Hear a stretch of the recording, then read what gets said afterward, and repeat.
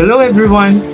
So if you're watching this in the morning, good morning, and if you're watching this in the afternoon, good afternoon.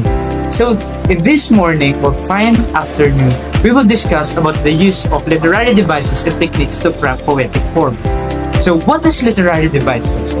Literary devices are techniques used by writers to make poems more creative and meaningful. So, why literary devices are techniques used by writers to make poems more creative and meaningful? Poets use literary devices to make their writing more expressive, more vivid, and more memorable.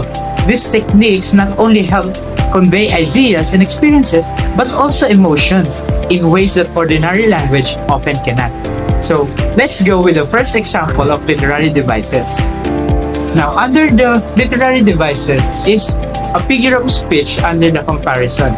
First is simile, comparison using like or as. For example, her smile is like the sun. And the second one is, your love is like the sun. These two things is compared using like and as. Now, let's proceed with the next literary devices, which is metaphor.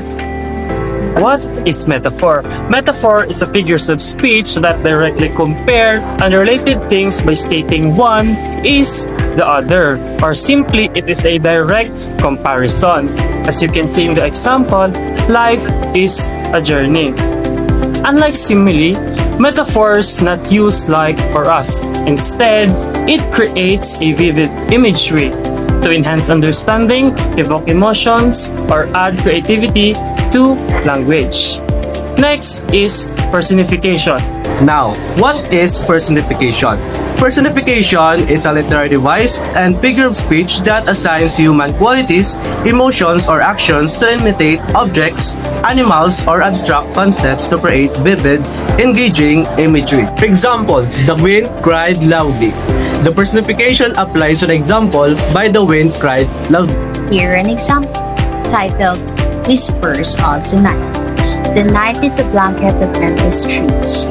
Stars shines like diamonds in silent skies.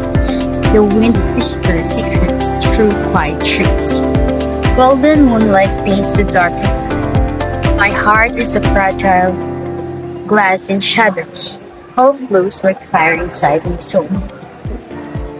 The night is a blanket of endless trees incorporated art is an example of metaphor because it does not use the word like or as. While star shines like diamonds in silent skies is a perfect example of simile because it uses the word like. The wind whispers secrets through quiet trees and golden moonlight playing the darkened path is both an example of personification because it gives human traits to non-human objects. While my heart is a fragile glass in shadows is an example also of metaphor.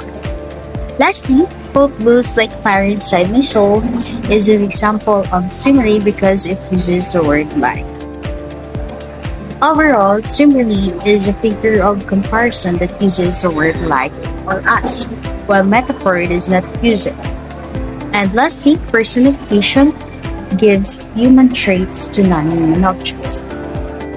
Literary devices are not only meant to be used for aesthetic or for beautiful and flowery words, but instead, literary devices are meant to be used to convey an even more deeper expression of ideas and feelings. That's all for now. See you again for the next video. Bye-bye!